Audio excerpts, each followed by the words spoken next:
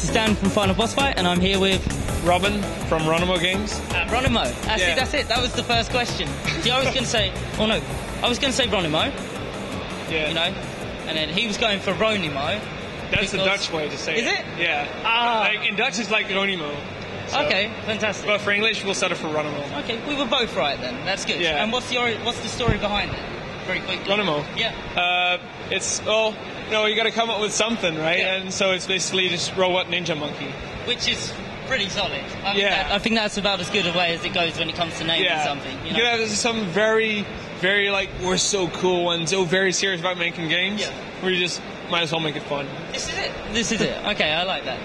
On the subject of that, there are monkeys in the new game, or there is a monkey in the lease. Yes. So we got to play this earlier. It was Awesomenauts, and it was literally what it says on the tins.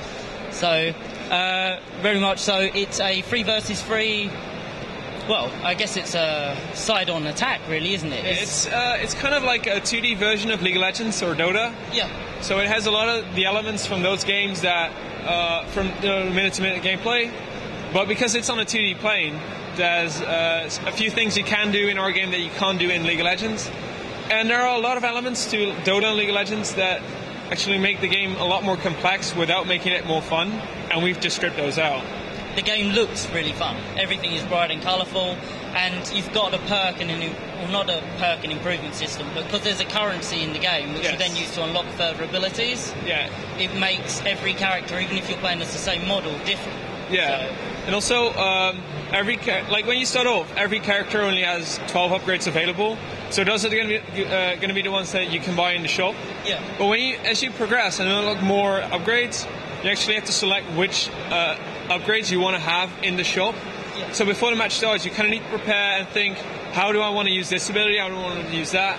And when the game starts, you have to make a decision. This would be a good time to start off with this ability or this upgrade. And then, so you kind of prepare your build in advance, but you can really just adapt it to how the game's progressing. No, I like I said, we did play this. Thank you, Magic Lady in the Sky. We did play this yesterday, and I won't lie, I didn't have much luck with this. My teammates were everywhere, and when we did actually line up, like I said to you earlier, we got defeated because everyone else did as well. And we were like, yeah, we're breaking through the defences. And they were doing the same. They were cutting us up. So do you think there's a right way to play the game? I do think that playing as a team is probably the most effective way. Because, there's just 3 people on your team. Yeah. And if one of them just keeps going ahead and dies, you do lose about 1/3 of your entire strength. But I don't think there's like one perfect build that will win every match. Every unit kind of has a counter unit, or can be countered in a specific way, and almost every unit has one upgrade or 2 or a few that counter specific type of tactics. So, like I said, because you need to purchase your upgrades during the game itself, you kind of need to see what your enemy's doing, what the rest of your team's doing, and then adapt to that. So probably playing as a team and looking at what everyone else is doing and adapting to that is probably going to be the best way to play. Alright, brilliant. This is coming to Xbox Live Arcade, as well as it's also landing on PlayStation Network? That is correct. Have we seen a PC version of this? No. Well, the cards are still out, so we don't know yet.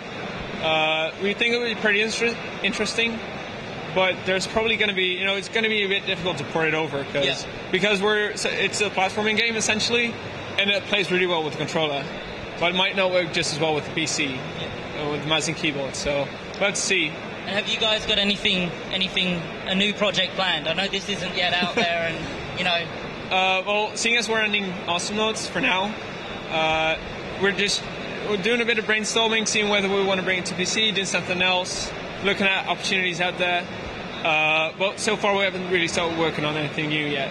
Okay. So we're just going to finish Awesomenauts first and then take a really good look at what we want to do. Well, from what I've seen, Awesomenauts looks absolutely awesome. Like I said earlier, good choice of name as well. I'm very glad you like it. I don't think you can go wrong with that name. But yeah, best of luck for you guys. I'm sure we'll see you soon. And yeah, have a good time at the Expo. Same to you. We will too. Oh, we already are. And yeah, we'll speak to you soon. Excellent. Cool. All right. Brilliant.